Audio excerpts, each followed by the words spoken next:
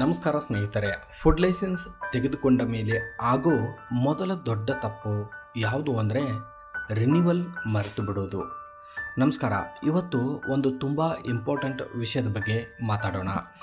Food licence ತಗೊಂಡ್ರೆ ಸಾಕು, ಇನ್ನು 5 ವರ್ಷ 10 ವರ್ಷ ಏನೂ ಮಾಡಬೇಕಾಗಿಲ್ಲ ಅಂತ ತುಂಬ ಜನ ಅಂದ್ಕೊಳ್ತಾರೆ. ಇದೇ ಮೊದಲ ದೊಡ್ಡ ತಪ್ಪು. ನೋಡಿ, ಫುಡ್ ಲೈಸೆನ್ಸ್ ಅಂದರೆ ಒಮ್ಮೆ ತಗೊಂಡು ಮರೆತು ಬಿಡೋ ಡಾಕ್ಯುಮೆಂಟ್ ಅಲ್ಲ. ಅದಕ್ಕೂ ಒಂದು ವ್ಯಾಲಿಡಿಟಿ ಇರುತ್ತೆ. ಅದು ಮುಗಿಯೋ ಮುಂಚೆ ರಿನ್ಯೂವಲ್ ಮಾಡಿಸ್ಬೇಕು. ಒಂದು ಉದಾಹರಣೆನ ಹೇಳ್ತೇನೆ. ಒಬ್ಬರು ಹೋಟೆಲ್ ಶುರು ಮಾಡಿದರು ಅಂತ ಇಟ್ಕೊಳ್ಳಿ. ಎಲ್ಲ ಡಾಕ್ಯುಮೆಂಟ್ ಕೊಟ್ಟು ಫುಡ್ ಲೈಸೆನ್ಸ್ ತಗೊಂಡ್ರು.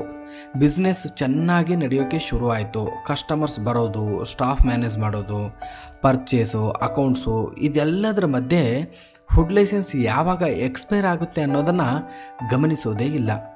ಒಂದಿನ ಫುಡ್ ಸೇಫ್ಟಿ ಆಫೀಸರ್ ಇನ್ಸ್ಪೆಕ್ಷನ್ಗೆ ಬಂದರು ಅಂತ ಇಟ್ಕೊಳ್ಳಿ. ಆಗ ಲೈಸೆನ್ಸ್ ವ್ಯಾಲಿಡ್ ಇದೆಯಾ ಅಂತ ಚೆಕ್ ಮಾಡ್ತಾರೆ.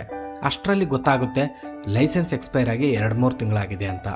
ಆಮೇಲೆ ಏನಾಗುತ್ತೆ, ಅಗತ್ಯ ಇರೋ ಕ್ರಮಗಳನ್ನು ತೆಗೆದುಕೊಳ್ಳಬೇಕಾಗಬಹುದು. ಕೆಲವೊಮ್ಮೆ ರಿನ್ಯೂವಲ್ ಪ್ರೊಸೆಸ್ ಮತ್ತೆ ಮಾಡಬೇಕಾಗಬಹುದು.